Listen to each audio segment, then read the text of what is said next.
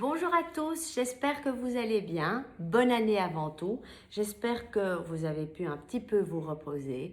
Et moi, je suis de retour, comme je vous l'avais promis, pour vous présenter en avant-première le livre de Michel Houellebecq, Anéantir, publié chez Flammarion. Alors évidemment, je ne vais pas vous raconter l'histoire parce que je sais que tout le monde est en attente et que ce serait dommage de gâcher la surprise. Par contre, ce que j'ai envie peut-être de faire, c'est de vous partager quelques émotions que j'ai ressenties à la lecture de ce livre et peut-être que vous partagerez les mêmes. Alors, pour être très honnête avec vous, je n'ai jamais lu Houellebecq.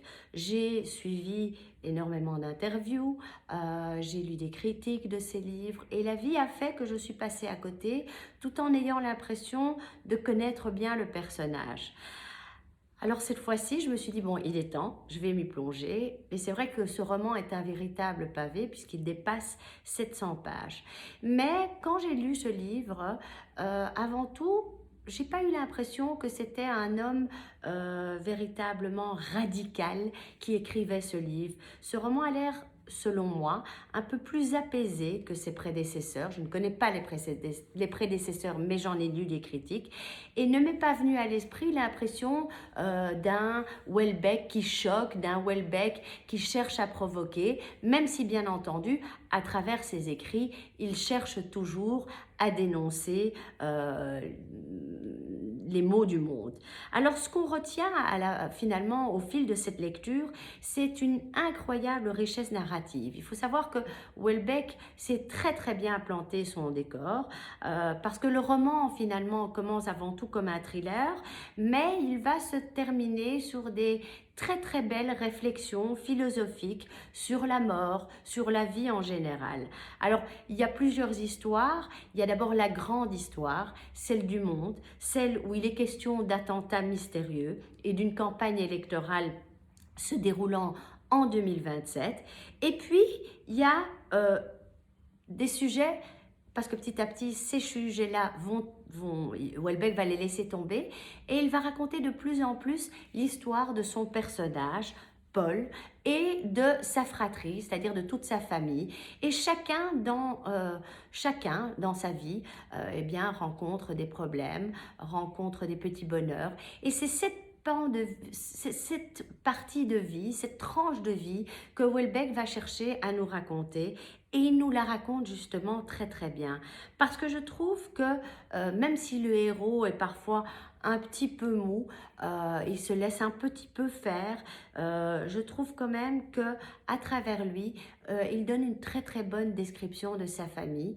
Et à travers cette famille, ce sont des thèmes chers qu'on redécouvre, des thèmes chers tels que la mort, tels que la vieillesse, la façon dont celle-ci est reçue dans la société et comment elle est traitée, le couple, la mort du désir du couple, ou par contre aussi, très étonnant, la reprise du désir dans un couple, le capitalisme, les attentats terroristes. Bref, Houellebecq est un touche-à-tout. Même sur le sujet de la religion, il semble même un petit peu s'apaiser. Alors je dirais que finalement, ce sont ces deux histoires, l'histoire plus générale et l'histoire plus intime d'une famille, qui se mêlent l'une dans l'autre, qui nous donne finalement une excellente vision de notre société. Et c'est à travers ça que nous raconte justement Houellebecq une histoire finalement d'être humain pendant un moment. Et ce qui est magnifique, c'est que finalement, je dirais que au départ, quand on lit cette histoire d'attentat, ces histoires d'élections, on a au départ affaire à un grand cercle, je dirais, composé de millions d'individus à qui il arrive quelque chose. Et on sent qu'au fur et à mesure que le livre avance, eh bien Houellebecq va de plus en plus se concentrer sur la famille, sur le noyau de la société dont il va raconter l'histoire, pour se plonger de plus en plus dans une sorte d'individualisme intime. Alors je dois dire que Houellebecq, avec ses personnages, il est très chaleureux, il est très généreux, il aime il est moins dur, j'ai l'impression, que ce qu'il a l'habitude d'être avec ses personnages, même s'il les juge à travers son personnage principal qui est Paul et qui est sans doute à son effigie. Je dirais qu'il les observe froidement, mais il ne se moque pas trop d'eux.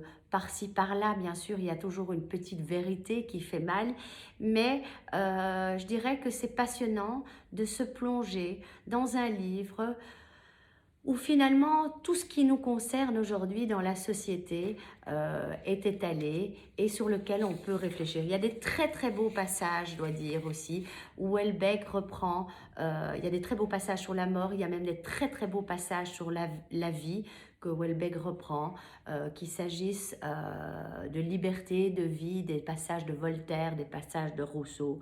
Et ça, je ne l'ai pas encore vu parce que moi, j'ai lu malheureusement le livre que sur Internet. Il semblerait que la typographie dans ce livre, eh bien, il n'aurait utilisé que la typographie Bodoni, alors qu'en couverture, il aurait utilisé Garamond. Et pourquoi il aurait utilisé la couverture Bodoni? Pour nous donner encore plus un grand confort de lisibilité. Et donc même ces pages sont des pages plus épaisses, les feuilles sont plus épaisses. C'est une façon finalement de soigner son lecteur, de faire en sorte que le livre soit plus durable et surtout de le garder comme un beau présent une fois qu'on l'a lu dans notre bibliothèque. Lisez-le, c'est un bon document ou un bon portrait de notre société avec ses bonnes choses et surtout ses mauvaises choses. Euh, Si je dois donner un avis personnel, je dirais qu'il y a des passages qui sont extraordinaires, il y a parfois quelques longueurs, mais je vous conseille de le lire parce que finalement, ça nous permet quand même une auto-réflexion sur nous, sur qui nous sommes, sur notre place dans ce monde.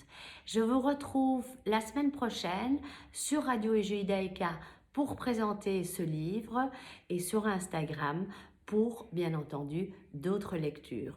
En attendant, si vous voulez retrouver tous mes podcasts, n'hésitez pas à vous abonner au blog www.lesmotsdanouk.com.